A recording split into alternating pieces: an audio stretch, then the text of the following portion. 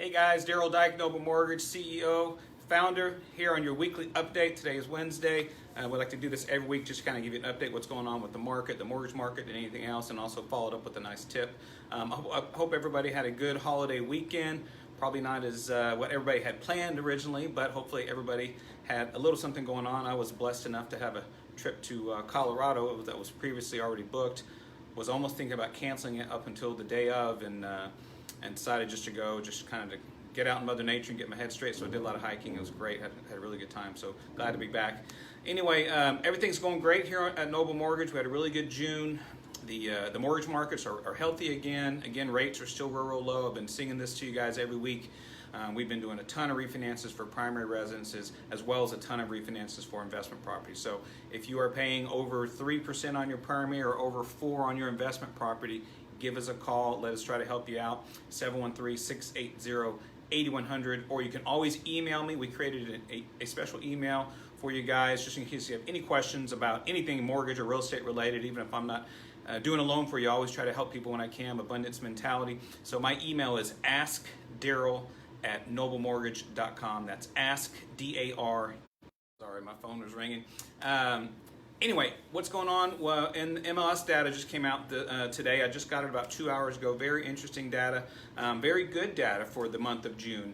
So here's the report. I've got my numbers here. Year over year in Houston, we have sales up 15%. So what that does for us is that puts us on line to catch up with 2019 numbers. We were lagging sorely behind after January through May. So after June, they actually were on track to have this, a similar year as 2019, which was a groundbreaking year, a record-breaking year. So that's really good news.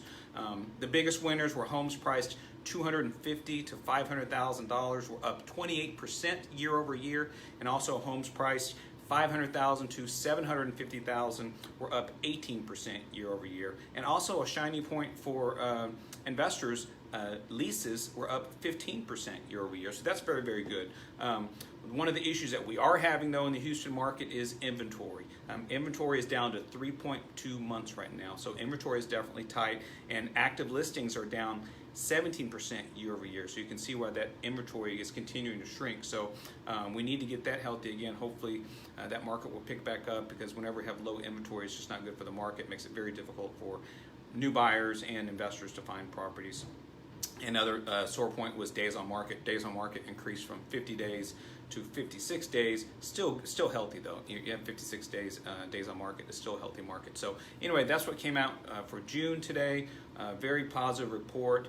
Not much negative information there at all. So very, very happy to see that.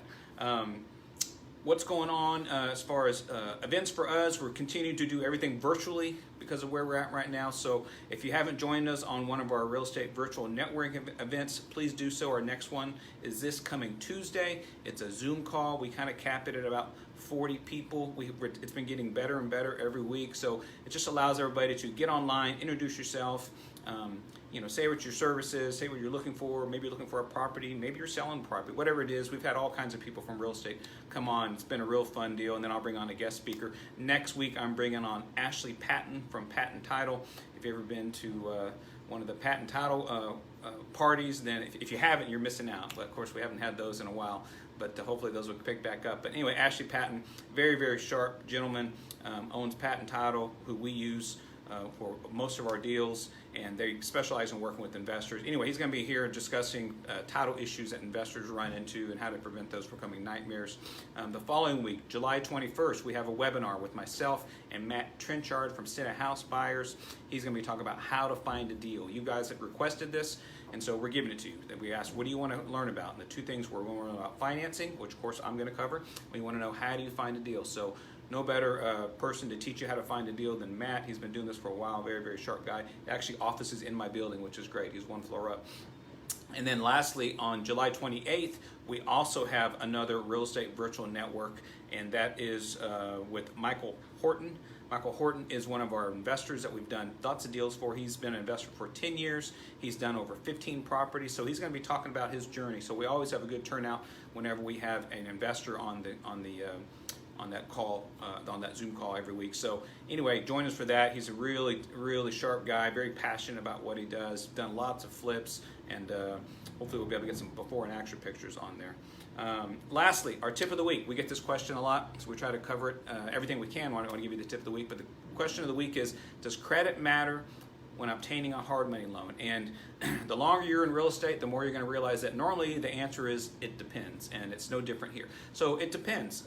First of all, it depends on what lender you're talking to. Some lenders look more at credit, some people don't pull credit, but most of the hard money lenders do pull credit. But what I always tell people is it really depends on what your exit strategy is. If your intention is to purchase a property and flip it, which means you're going to resell it, that tells me as your lender that I'm going to be paid off when that property sells. Okay? If your intention is to keep it as a rental property, now that sets off a whole new set of requirements in my mind, because as a hard money lender, your loan is typically going to be 6 to 12 months, right? So you don't have a lot of time. So if your intention is to keep it long term, then you need to qualify for long-term financing. Long-term financing, credit always matters. They don't necessarily require income documentation, because we do have no income documentation loans, but they do require credit. So that credit score requirement is going to change depending on where we're at. So if you're looking to build a rental portfolio, it absolutely matters.